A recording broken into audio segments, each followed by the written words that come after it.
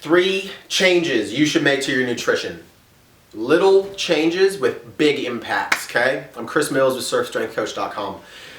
If you've read my nutritional stuff for a while, you know I've talked about the nutrition world is a mess, social media, green drinks, detoxes, I quit sugar, paleo, ketogenic, right? It's chaos, man. So let's make some little positive changes to have some big overall impacts. The first thing you need to understand is that you are a unique butterfly, a purple unicorn. All that means is that what works for you might be different from me. There needs to be an individualized approach to nutrition, okay?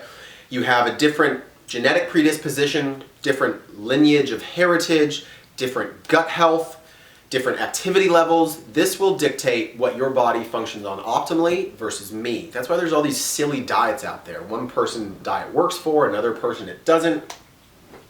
The one thing they all need to have in common, a foundation of real food. Oh my God, that's it. It's incredible. Real food, right? Vegetables, fruits, some starches, some quality healthy proteins.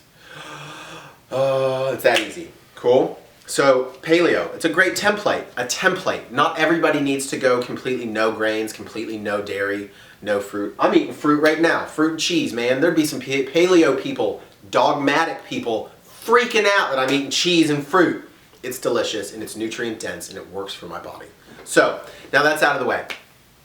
3 changes. 1, drink more water. Get a good quality water filter. I think municipal water supplies are usually pretty bad nowadays, man. Fluoride, I probably don't want to drink it. Chlorine, I probably don't want to drink it, right? Get a water filter. Start your day with a big glass of water. If you want to step your game up, throw in some Celtic sea salt and a bit of fresh lemon or fresh lime. Some vitamin C, stimulation of digestion secretions, some electrolytes, good stuff. Or you can do water with a little bit of apple cider vinegar. It has some really positive effects for your digestive system. People are chronically dehydrated. Usually they wake up, boom, pound in the coffee, drink some water first, right? Dehydration negatively affects every system in the body.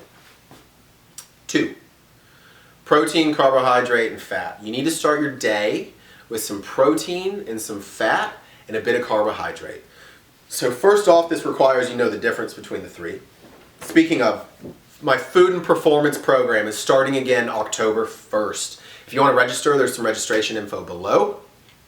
5 weeks covering everything you need to learn nutritionally, make positive impacts, figure out where you're at, what you need to change, lay out the entire nutritional landscape for you so you can make positive decisions for the rest of your life. And it's coming into the holidays, man. Holiday weight gain, oh my God.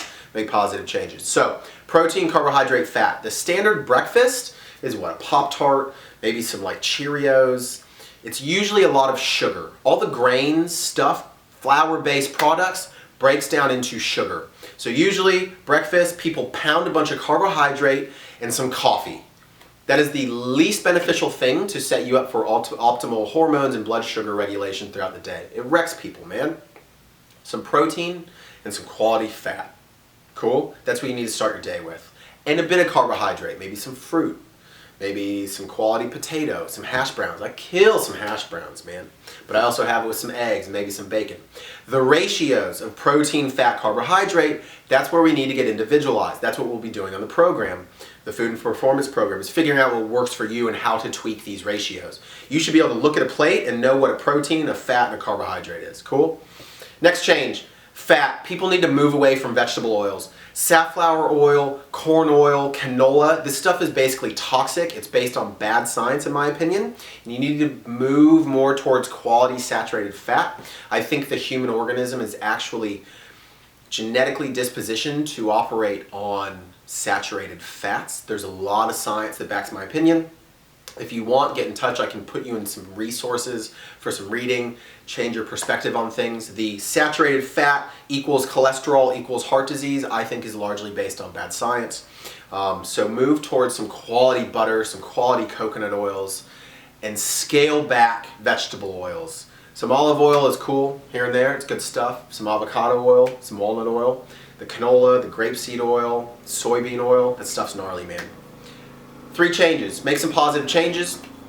Check out my food and performance program, 5 weeks of laying down everything people need to work on. From the basics of knowing what a fat and a protein and a carbohydrate is, to looking at whether somebody should count calories or not. I think it's good for everybody to get a baseline occasionally. I see a lot of women and a lot of people trying to eat really clean, not eating enough calories. That will wreck you. I've done that in the past, destroyed myself hormonally.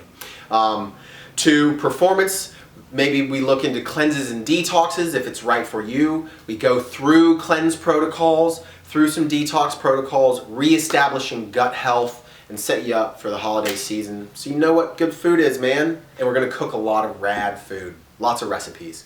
So make some positive change. If you got questions about the food and performance program, get in touch. Eat real food is the basics, and let's dive into the details. Cool?